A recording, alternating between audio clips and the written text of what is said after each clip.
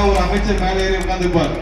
அவருடைய சொந்தங்கள், அவருடைய பந்தங்கள், அவருடைய நிர்வாகிகள் எல்லாம் இருப்பாங்க. அவங்க தான் நின்று ஏதோ ஜல்லிக்கட்டே கண்டுபிடிச்ச மாதிரி இருப்பாங்க. இனிமேல் மூர்த்தி சொன்னதான் ஜல்லிக்கட்டு, மூர்த்தி சொல்ற நடவடிக்கை நடக்கும். அப்படிலாம் இல்லை. இனிமேல் அரசு சார்பாக எடுக்கும்போது மக்கள் எப்படி சொல்றாங்களோ அப்படிதான் நடக்கும். என்னைக்கு ஒரே மாதிரிதான் இருப்போம். உங்க கூட தான் மக்களுக்கு என்ன தேவையோ அது கடைசி வரைக்கும் உங்க கூட வந்து நிறைவேற்றுவோம். வர்றப்ப எல்லாம் நிறைய சொன்னாங்க. எல்லாத்தையும் கேட்டு வச்சுக்கிட்டோம். எல்லாம் தெரியும். இங்க என்ன பிரச்சனை இருக்கு, கழிவுநீர் பிரச்சனை இருக்கு, எல்லாம் தெரியும். இங்க நான் அவனியாபுரம் வர்றப்ப ஒரு முக்கியமான விஷயத்த சொன்னோம். நம்மளுடைய அவனியாபுரம் ஜல்லிக்கட்டு இந்த வருஷத்துல இருந்து ஜல்லிக்கட்டு நீங்க போன வருஷம் எல்லாம் பார்த்துருப்போம். பார்த்தா ஒரு அமைச்சர் மேலே ஏறி உட்காந்துருப்பார். அவருடைய சொந்தங்கள், அவருடைய பந்தங்கள், அவருடைய நிர்வாகிகள் எல்லாம் இருப்பாங்க. அவங்க தான் நின்று ஏதோ ஜல்லிக்கட்டே கண்டுபிடிச்ச மாதிரி இருப்பாங்க. இனிமேல் அப்படிதான் இருக்காது.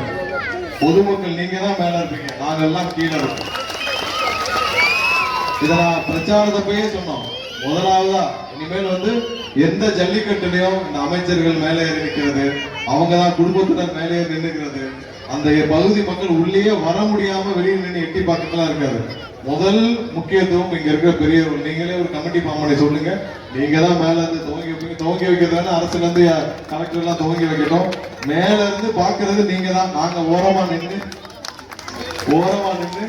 எப்படி உங்களுக்கான வேலைகளை மட்டுமே செய்ய இருக்கோமோ அதே மாதிரி வேலையை மட்டும் செஞ்சுட்டு இதே மாதிரிதான் எல்லா ஜல்லிக்கட்டும் நடக்க போதும். போன வருஷம் நாங்க எல்லாம் பார்ப்போம் டிவில எல்லாம் எப்படி இருப்பாங்கன்னு. அந்த பகுதியில் அவனியாபுரம் ஜல்லிக்கட்டா அவனியாபுரம் மக்களே உள்ள இருக்க மாட்டாங்க. யாரும் நடத்திட்டு இருப்பாங்க. அப்படிலாம் இருக்காது. எந்த பாகுபாடு, எந்த ஜாதி பாகுபாடு, எந்த மத பாகுபாடு, எல்லாருக்குமான வாய்ப்புகள் இருக்கு. அந்த வாக்குறுதியை முதலே சொல்லியிருந்தோம். அதை கண்டிப்பா செய்வோம். அப்படிதான் எல்லா இடத்துலயும் சுதந்திரமா நடக்கும். அதுலயே நிறைய லாபி இருக்கு இல்லையா? ஜல்லிக்கட்டு நடத்துறது ஒரு பெரிய லாபி. அந்த அமைச்சர் சொன்னாதான், மூர்த்தி சொன்னாதான் ஜல்லிக்கட்டு, மூர்த்தி சொல்ற நடவடிக்கை தான் நடக்கும். அப்படிலாம் இல்லை. இனிமேல் அரசு சார்பா எடுக்கும்போது மக்கள் எப்படி சொல்றாங்களோ அப்படிதான் நடக்கும். எந்த மூர்த்தியும் உருவாக மாட்டார்கள். இனிமேல் எந்த கட்சியிலும் மூர்த்தியும் இருக்க மாட்டாங்க. இதே மாதிரி நம்ம கட்சியிலும் அந்த மாதிரி யாரும் செயல்பட மாட்டாங்க. உங்களுக்காக இப்ப எப்படி இருக்குமோ அப்படிதான் 50 வருஷம் கழிச்சிருப்போம். இப்படி இருக்க மாதிரிதான் எங்களோட நிர்வாகிகள் கடைசி வரைக்கும் இருப்பாங்க.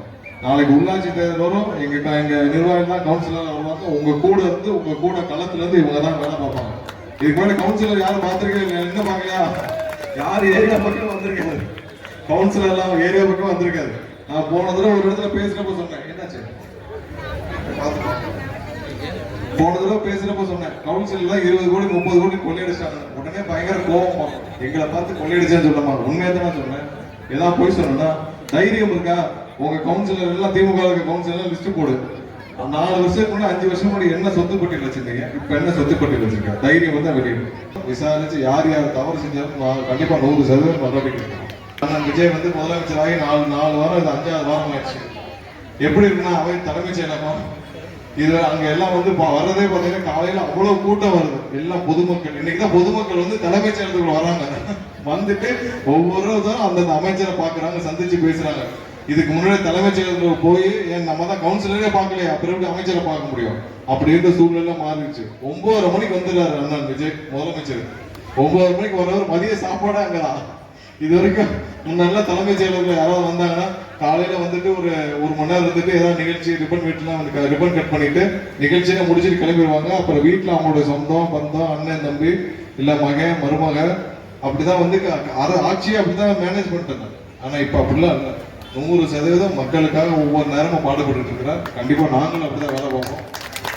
அடுத்த வர உள்ளாட்சி தேர்தலே எங்களுடைய மக்கள், எங்களுடைய நிர்வாகிகள் உங்களுக்காக நிற்பாங்க. உங்களுக்காக களத்தில் நிற்பாங்க. கண்டிப்பா எல்லா வேலைகளையும் உங்களுக்காக செய்வோம். மீண்டும் நீங்க எல்லாம் வாக்களிச்ச உங்க அனைவருக்கும் என்னுடைய நன்றியை தெரிவிச்சுக்கிறேன். செய்ய வேண்டிய வேலைகள் நிறைய இருக்கு. உங்களுக்காக என்னன்னா ஒரே நிமிஷம் பசங்க தான் கோவப்படுறாங்க பசங்க. கண்டிப்பா செய்ய வேண்டிய வேலைகள் நிறைய இருக்கு. ஒவ்வொரு நாளும் எல்லா துறை அமைச்சரும் வேலை பார்த்துட்டு இருக்கோம். சீக்கிரம் எல்லாத்தையும் சீரமைக்கிற வேலைகளை பண்ணுவோம்.